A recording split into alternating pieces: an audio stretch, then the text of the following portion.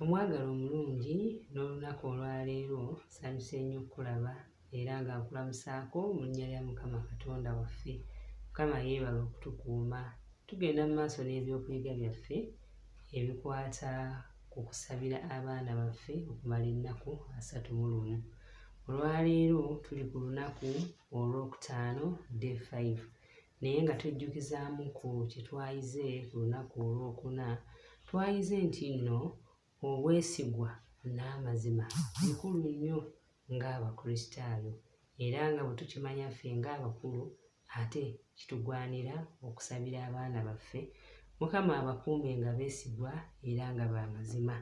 Mu kitabo ky'Engero essuula 3 olunyiriri olwokusatu n'olwokuna waliwo ebigambo ebikulu ebinyweza ensonga eyo. Engero ssuula 3 olunyiriri olwokusatu n'olwokuna. Katusabe. Mukama omulungi n'olwaleero jangu oyogere gye tuli nga tugenda okuyiga ate ekyokuyiga ekikwata ku kwesiga Mukama. Tukwebaza kubanga otukkiriza tuyige era tuluŋŋame ku bwa Yesu Kristo Mukama waffe. Amiina. Ngero 3 olunyiriri olwokusatu n'olwokuna lugamba nti tosuulanga bwesigwa n'amazima, bisibenga mu bulago bwo, biwandiike munda mu mutima gwo. Olwokuna, bw'otyo bw'onoofunanga okuganja n'okusiimibwa mu maaso ga Katonda n'ag'abantu. Ebigambo ebyo tuteera kubinywereza mu Luka 2:52 nti omwana Yesu n'akula n'afuna okuganja mu maaso ga Katonda ne mu maaso gaki ne mu maaso g'abantu. Naye Mukama waffe yeebazibwe nti ne Sulemaani omugezigezi ebyo yali yabiwandiikako. Abaagalwa Mukama atuyambe nnyo nga tuyongera okuyigiriza abaana baffe ku bwesigwa n'amazima.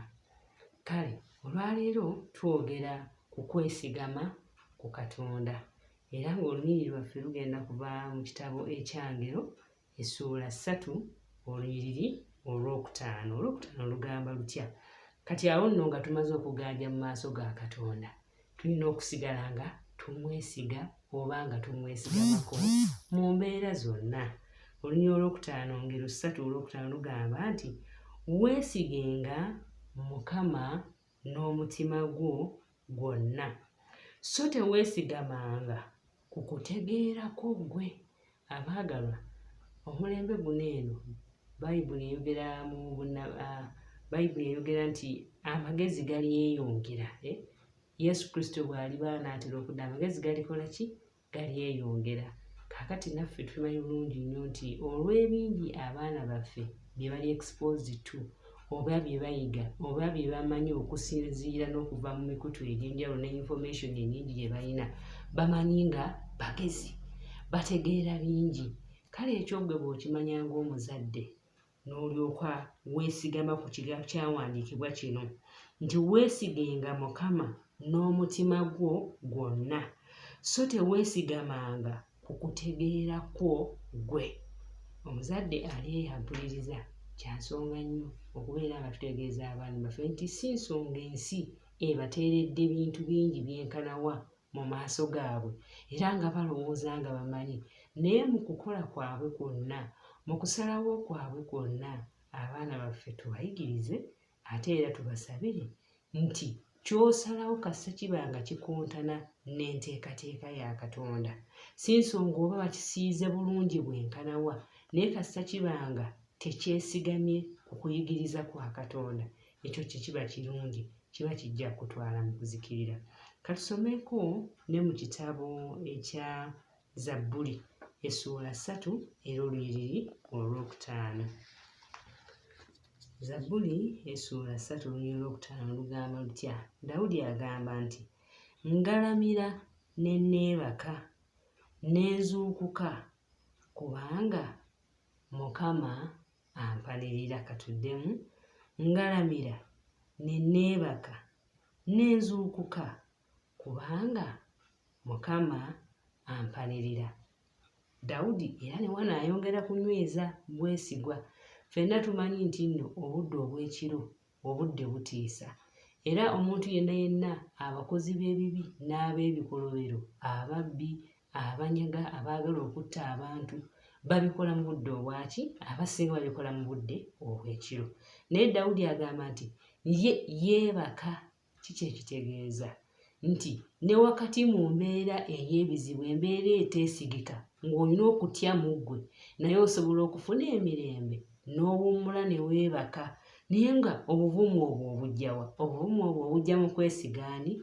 Mukama Katonda. Abaana baffe nga bakula, ffe ffennyini abantu abakulu nga tutambula mu nsi eno, tulina kukimanya nti wakati mu mitawaana emingi egitwetoolodde tusobola okufuna emirembe mu mutima, ne twebaka n'okwebaka, ne tunyirira, ne twogera nga tugulumiza erinnya lya Katonda, kubanga twesigamye ku ye, kubanga tumanyi nti nno ffe nga ffe ku bwaffe tuyinza obutabiyinza byonna, kubanga omulabe atubalira bingi. Omanyi ng'omulabe alina emitego mingi, oba waakasomoka kino ng'akuleetera kino, oba waakasomoka kino ng'akuleetera kino. Kati bw'otaba mukristaayo nnyo okumanya ebigambo bino nti bannange wadde nga biri bityo naye nze neesigama ku ani? Neesigama ku Mukama Katonda, kubanga ye amanyi ebyange byonna, amanyi enkomerero nze gye simanyi. Ekintu bwe kitandika ffe ng'abaana b'abantu, amagezi gaffe galina we gakoma, naye ye Mukama alengera gye binaggweera. Lwaki mba seesiga oyo Mukama Katonda amanyi ebintu gye bigenda okuggweera? Kati Katonda oyo gwe tulina okujja nga tulera abaana baffe okuva nga bato, nga bavubuka, nga bafuuse abantu abakulu, bafunye obuvunaanyizibwa, bafunye amaka, bafunye emirimu egy'enjawulo, bafunye obuvunaanyizibwa obunene.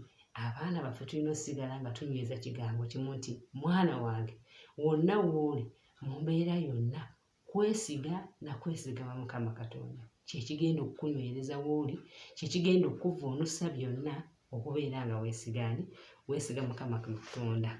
Maama Ellen White alina ebigambo ebikulu byayogedde wano ebyasanyusizza nnyo. Atiko yawandiikibwa mu katabo ke bayita Signs of the Times. Bigambo bikadde nnyo. Omwaka gwa 1906, 1906 February 28, naye Atiko eno yakoze amakulu okunyweza okwesigama ku Mukama Katonda. Great is the Lord and greatly to be praised, and his greatness is unsearchable. Thou hast a mighty arm, strong is thy hand, and high is thy right hand. Trust you in the Lord forever. For the Lord is Jehovah, everlasting strength. If he is for you, who can be against you? Nti Katonda bw'abeera ku lulwo, ani ayinza okubeera ng'akulwanyisa? Ekyamazima takola ki? Taliiwo. The Lord is my light. The Lord is my salvation.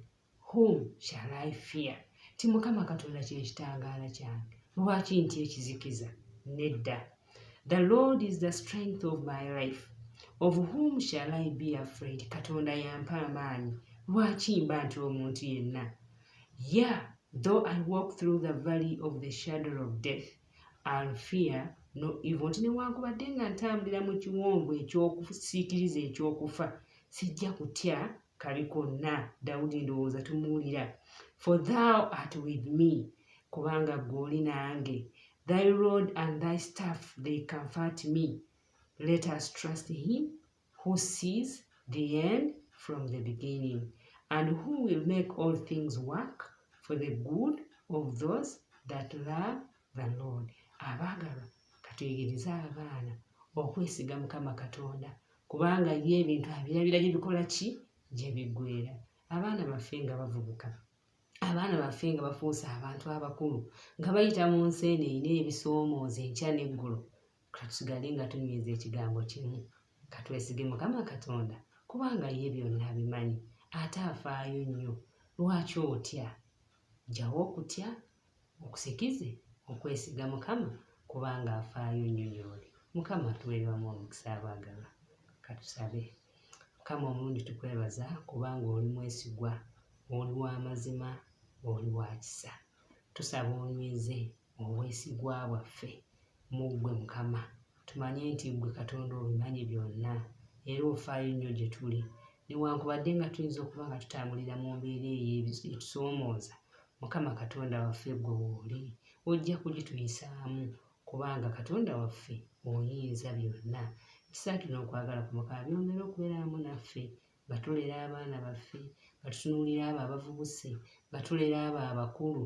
Mukama Katonda waffe naffe abakulu ffe kennyini yongera okunyweza obwesigwa bwaffe mu ggwe, olwo nno tusobole okutambulira mu nsi eno tuteeketeeke olw'obwakabaka bw'obugenda okujja ku bwa Yesu Kristo Mukama waffe. Amiina.